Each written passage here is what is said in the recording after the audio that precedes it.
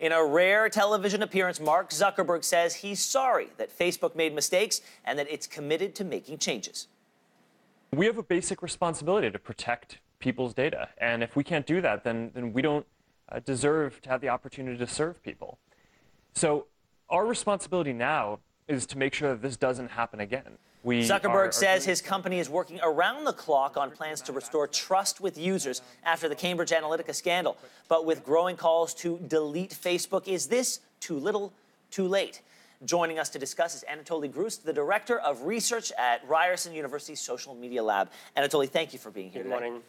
So analytics firm eMarketer found that Facebook lost about 1.4 million regular users last year alone. So there was already a trend of people moving away from Facebook. With this delete Facebook movement, is this an unstoppable trend, a blip, a pivot? How would you describe it?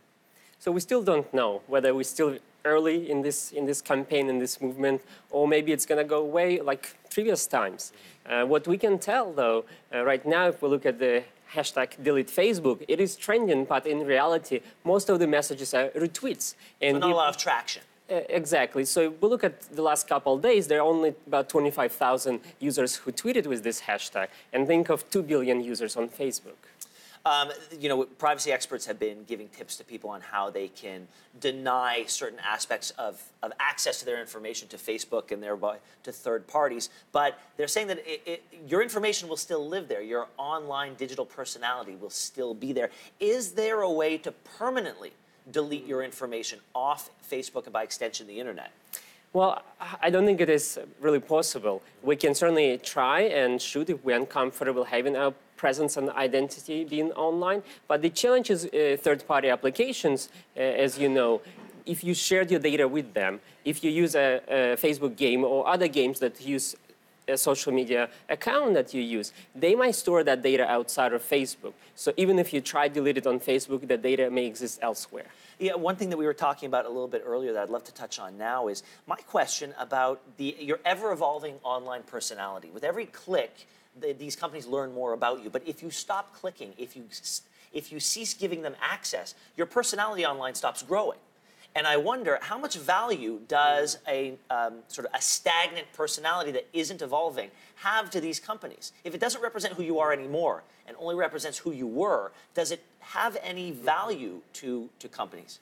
Well, certainly it does. You may decide to change your mind, and many people will do. They will kind of temporarily disconnect from the internet, but they eventually will go back. But what I would like to say that actually for many people, it's not even a choice to not to do anything, not to click, not to go to the web.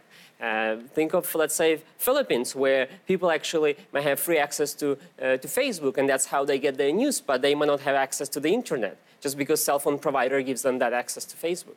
You know, we are seeing a lot of people sort of voting with their clicks these days and making decisions about where they want to be online. Snapchat is losing users. Facebook, Twitter, all of them are seeing downward trends in their stock price. And I've got to wonder, is this signaling a larger trend over how we want to conduct ourselves and communicate and connect with people?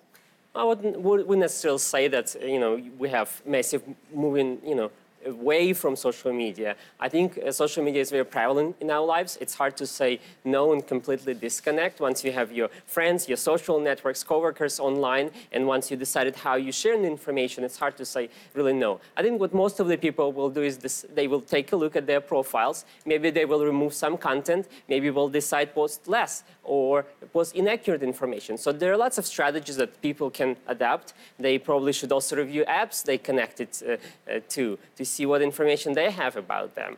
So it's about reframing our relationship with these social media giants, not necessarily getting rid of them, because it would be harder to do that. Yeah, probably making ourselves more educated social media users. Anatoly, thank you so much for being here today. Thank you. Now